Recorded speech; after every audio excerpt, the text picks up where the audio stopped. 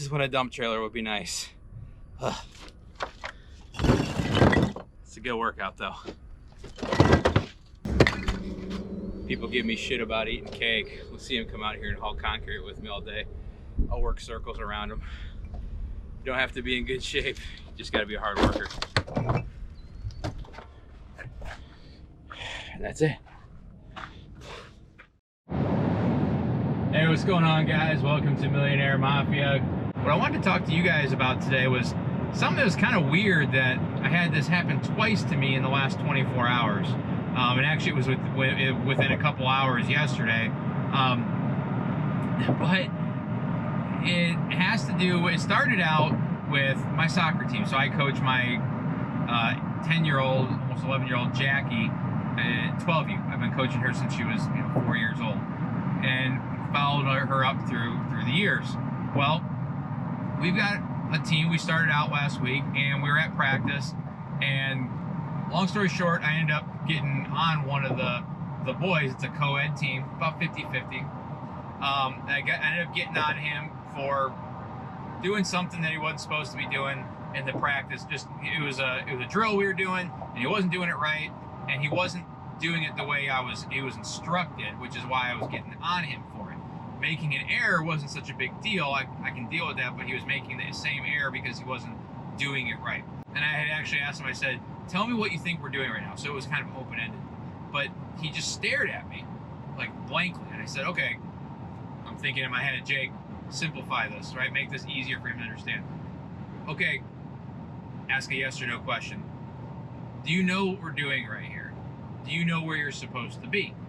Stared at me. And I said, hey, I'm talking to you. I said, do you know what we're doing? He said, yeah. Kind of like that, like kind of, smart ass. And I was like, don't talk to me like that. I said, it's yes or yes, coach. All right, I don't do yes sir, no sir, yes man, all that stuff. I hear that crap enough in the Marine Corps, so I'm not about that. I don't care about that. It's kind of weird, actually. So I don't do that, but like I want you to still speak respectfully to your coach, because this isn't just for me. This is for how I'm teaching them not only how to play soccer, but most importantly how to be a better member of society and an adult. So anyway, I ended up getting on him. He kept being kind of a smart ass and wouldn't say yes. So I sent him for a lap. I said, get out of my face. I was like, go take a lap. I go back to coaching because I got 11 other players in the team. I got to make sure that I'm coaching them and not wasting time getting, having a conversation with a single player over something he's not supposed to be doing. So I get back and I get the drill all set back up, and I look up to see the progress of my player, and he's walking around the field. So he's, a couple hundred feet away from me because it's a big soccer field. So I yell at him. I say, you better get on your horse real quick, or this is going to be real bad for you, son. And so he took off, came back, rejoined the practice. We finished up. Good to go. Well, the next practice was yesterday, and so I pull up. I was a little bit late because I had been at a property all day and I was a little behind. As I'm pulling up, I see the soccer player, who is the oldest and biggest kid on our team. I see him coming up, walking up to me with his dad. So right away I already knew how this was going to go. So he comes up to me and the dad starts asking me questions. Now he was level-headed. There was no craziness or whatever, which is fine, and I'm okay with that. But what he asked me, or what he said, hey, I want to know, I'm curious why you're yelling at my son. I said, well, I wasn't yelling at him. I was yelling to him, right? Because he was 100 feet or so away from me, and so in order for him to hear me, I needed to yell. Then he said, well, he didn't understand the drill. And I said, well, that's not what he told me. Because I asked him if he understood what we were doing and where he was supposed to be and how he was supposed to be doing it. And he said, yeah, which I told him I didn't like. And I told him to say it a different way. And he didn't, so I sent him on a lap. And then, by the way, he didn't actually run the lap. He just jogged or even walked. And so then I yelled to him again to move faster or he will regret his decision not to. And then the dad said, well, he didn't know the other players' names. We were doing a drill that required him yelling out other people's names, or, which he left out, saying ball. You don't need to know anybody's name to say ball, right? Because I knew, sometimes it's hard to remember everybody's name. Even if you know somebody well, you can't say it. Just like I try to say one of my kids' names, and I go through all the other 3 kids before I even get to theirs, right? I get it, so say ball. So that was not an excuse. But at the end of the day, he didn't do it. The whole point of this is that this dad was finding every other reason other than his son for him getting yelled at. Instead of the other way, which is how I would have handled it, had my daughter come home, my 10-year-old daughter, 2 years younger, had come home from a practice and said, the coach yelled at me. Well, the first thing I would say is, well, what did you do? Right?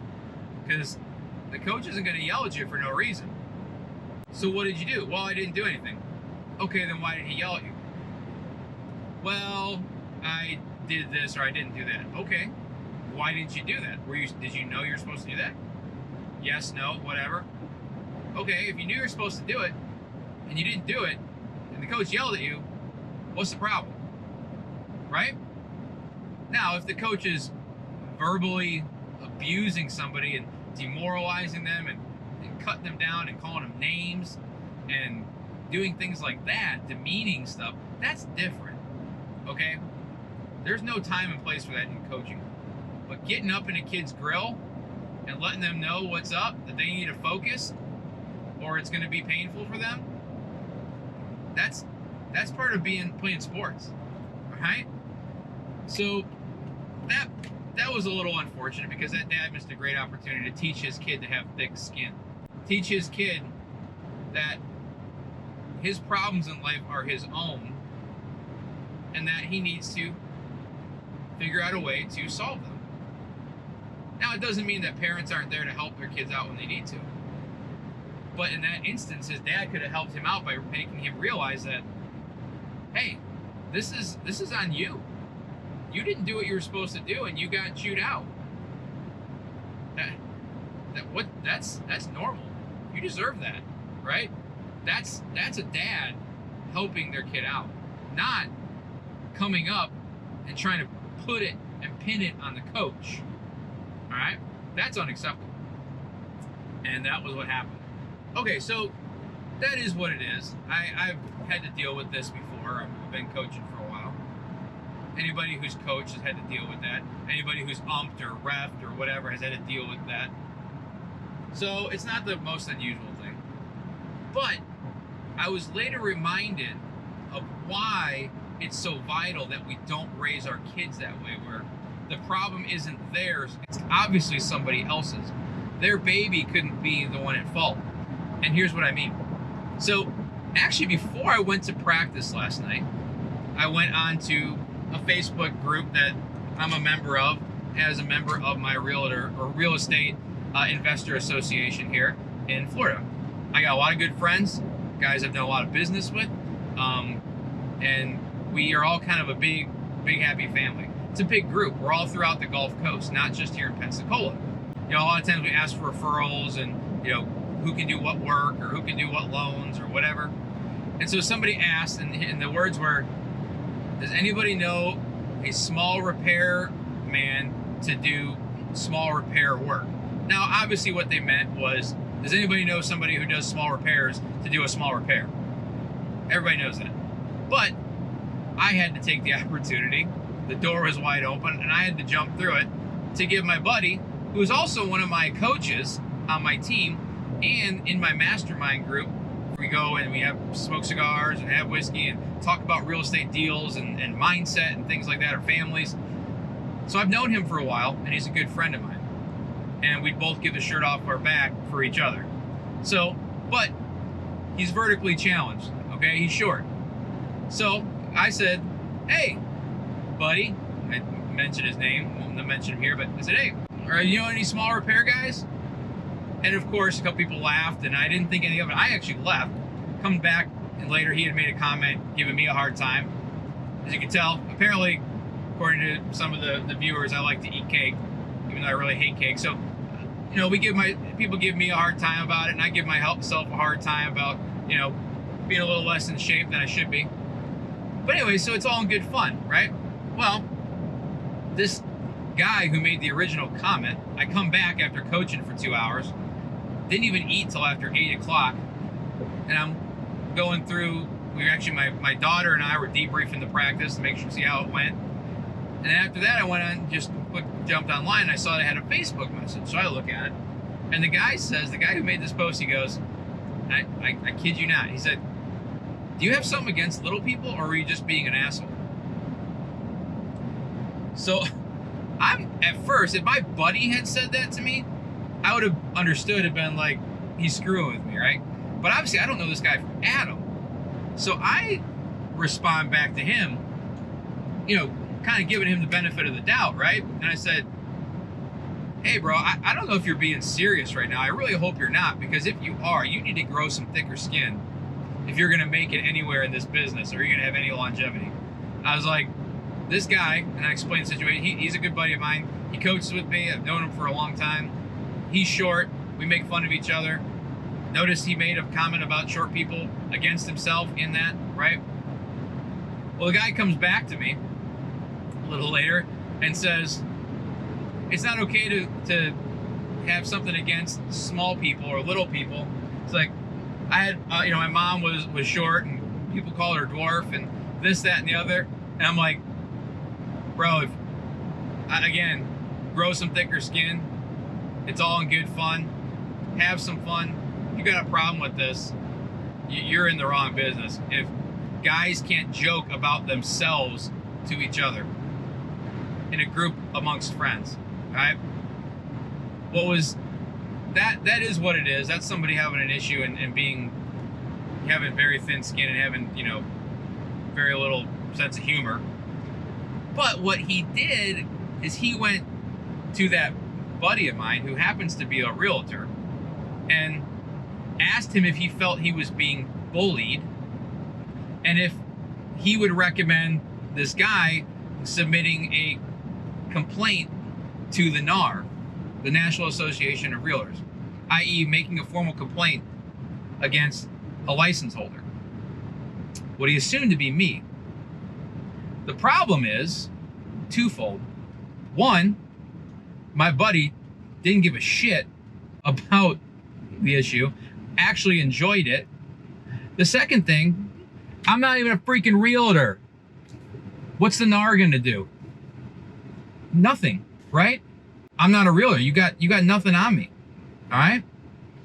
So the issue with this is that kids who are treated like that one kid on my team is, with his dad coddling him and babying him, turn out to be adults like this dumbass who is threatening to file a formal complaint with the NAR against somebody who isn't even licensed. All right? Because they have such thin skin. They have so little emotional stability that they can't handle somebody talking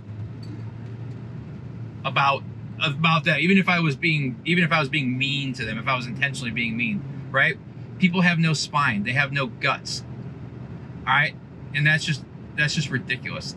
I'm telling you guys, we are responsible for teaching our kids to have guts.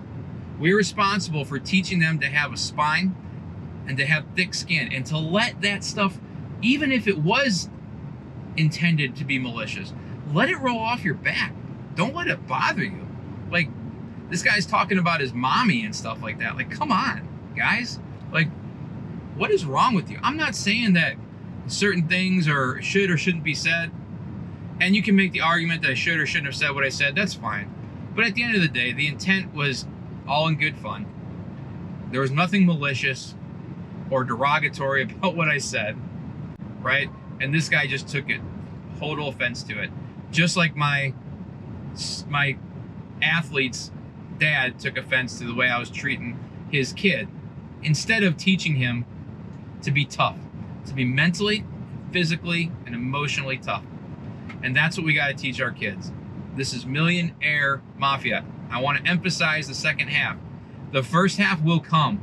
We got to teach our heirs, our sons, our daughters, our grandkids to be self-reliant, self-sufficient, mentally, emotionally, and physically strong individuals so that they can go on, not let little things bother them, and get the things that actually mean something done, all right? And make society better. That's all I want to talk about today.